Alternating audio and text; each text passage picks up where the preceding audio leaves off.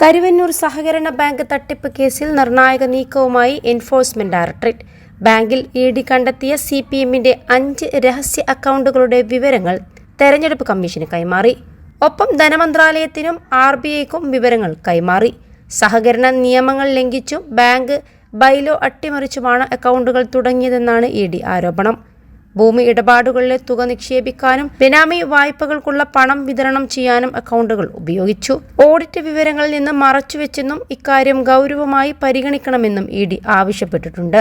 കരുവന്നൂർ സഹകരണ ബാങ്കിലെ 150 കോടിയുടെ തട്ടിപ്പിനെ പറ്റി ഇഡി അന്വേഷിക്കുന്നുണ്ട്.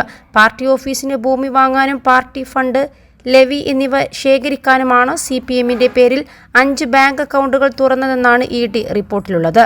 തൃശൂർ ജില്ലയിൽ മാത്രം 17 ഏരിയ കമ്മിറ്റികളുടെ പേരിൽ വിവിധ ബാങ്കുകളിലും സഹകരണ ബാങ്കുകളിലുമായി 25 അക്കൗണ്ടുകളുണ്ടെന്ന് ഇഡി ആരോപിക്കുന്നു. 2023 മാർച്ച് 21 ബാലൻസ് ഷീറ്റ് പ്രകാരം ഈ അക്കൗണ്ടുകളുടെ വിവരങ്ങൾ വെളിപ്പെടുത്തിയിട്ടില്ല. പാർട്ടിയുടെ ജില്ലാതല നേതാക്കളുടെ നിർദ്ദേശമനുസരിച്ച് പാവപ്പെട്ടവരുടെ പേരിൽ അവരറിയാതെ വായ്പകൾ അനുവദിച്ച് സാമ്പത്തിക തിരിമറി നടത്തി.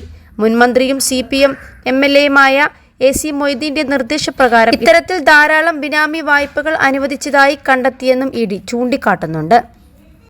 +2 ഡിഗ്രി കഴിഞ്ഞവർക്ക് വേൾഡ്സ് ഫസ്റ്റ് AR/VR ക്ലാസ് റൂമിലൂടെ സ്മാർട്ട് ഫോൺ എഞ്ചിനീയർ ആവാം. കൂടുതൽ അറിയാൻ വിളിക്കൂ ബ്രിഡ്കോ ആൻഡ് ബ്രിഡ്കോ.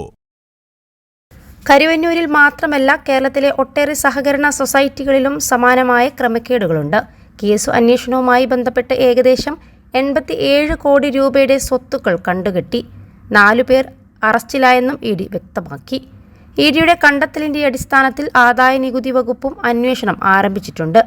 കരുവന്നൂർ ബാങ്കിലെ ക്രമക്കേടുമായി ബന്ധപ്പെട്ട് ഇഡി പിടിച്ചെടുത്ത യഥാർത്ഥ രേഖകൾ നൽകാൻ വിസമ്മതിക്കുന്നതിനെതിരെ ക്രൈംബ്രാഞ്ച് നൽകിയ ഹർജി ഹൈക്കോടതി 3 പരിഗണിക്കാൻ മാറ്റിയിരുന്നു.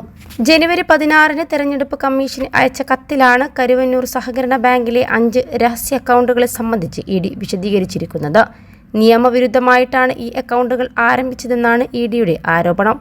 കേരള സഹകരണ സൊസൈറ്റിയുടെ നിയമവും ചട്ടങ്ങളും പ്രകാരം അക്കൗണ്ടുകൾ തുറക്കണമെങ്കിൽ സൊസൈറ്റിയിൽ അംഗത്വം എടുക്കണം. എന്നാൽ CPM കരുവന്നൂർ സൊസൈറ്റിയിൽ അംഗത്വം എടുത്തിട്ടില്ലെന്നാണ് ഇഡിയുടെ കണ്ടെത്തൽ.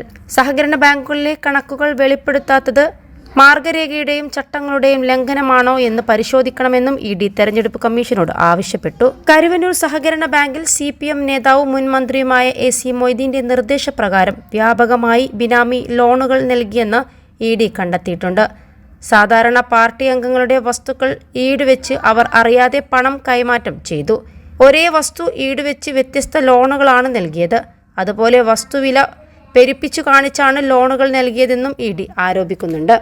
21 ലക്ഷത്തോളം സന്തുഷ്ടരായ ഉപഭോക്താക്കളും 2 ലക്ഷത്തോളം തിമിര ശസ്ത്രക്രിയകളും പൂർത്തിയാക്കിയ മലബാറിലെ ഏക കണ്ണാശുപത്രി അൽ സലാമ ഹൈ ഹോസ്പിറ്റൽ റോഡ്, പെരിന്തൽമണ്ണ.